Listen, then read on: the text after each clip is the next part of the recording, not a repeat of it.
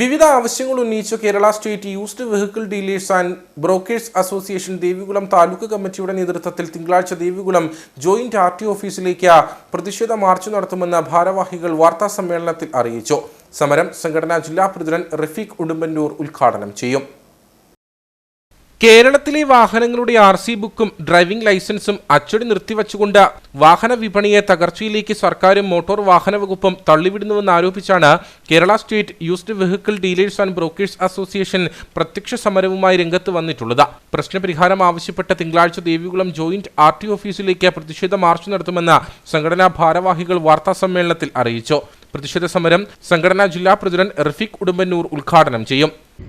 ഞങ്ങൾ കാലങ്ങളായിട്ട് വാഹന ബിസിനസ് ചെയ്യുന്ന ആളുകളാണ്.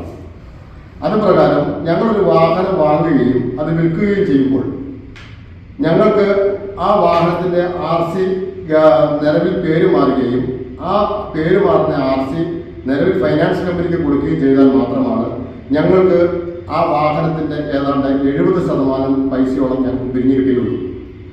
ഏതാണ്ട് 6 മാസമായിട്ട് ഈ തരത്തിൽ നമ്മളെ ദ്രോഹിച്ചുകൊണ്ടിരിക്കുന്ന ഈ നടപടിക്രമത്തെ നമ്മൾ പല രീതിയിലും മന്ത്രിതലങ്ങളിലും സംസ്ഥാന ഭരണ തലങ്ങളിലുമെല്ലാം നേരിട്ട് ബന്ധപ്പെടുകയും ഞങ്ങൾ മോട്ടോർ ഡിപ്പാർട്ട്മെന്റിലെ ഉന്നത തലങ്ങളിലിരിക്കുന്ന മന്ത്രി മുതൽ അണ്ടർ സെക്രട്ടറി മുതൽ കമ്മീഷണർ മുതലുള്ള മുഴുവൻ ആളുകളുമായിട്ട് തിരുവനന്തപുരത്ത് നേരിട്ട് പോയി ബന്ധപ്പെട്ടിട്ടുള്ളൂ.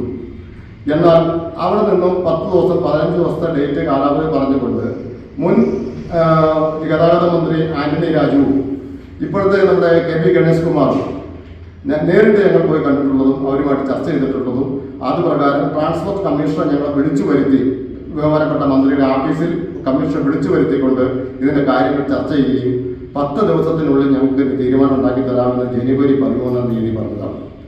കേരളത്തിലെ വാഹനങ്ങളുടെ RC ഡ്രൈവിംഗ് ലൈസൻസ് അച്ചടി നിലച്ചിട്ട മാസങ്ങളായി. ഇത് വാഹന വിപണിയെയും ഈ മേഖലയിൽ പ്രവർത്തിക്കുന്നവരെയും പ്രതികൂലമായി ബാധിച്ചിരിക്കുന്നു.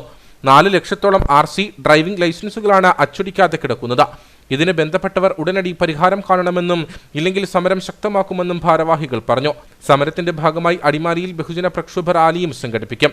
അസോസിയേഷൻ ഭാരവാഹികളായ MM നവാസ്, അസി പാറേക്കാട്ടിൽ, ജിജിൻ VJ, അബ്ദുൾ അസീസ് അമ്പഴച്ചാൽ, ചാക്കോ VJ എന്നിവർ വാർത്താസമ്മേളനത്തിൽ പങ്കെടുത്തു.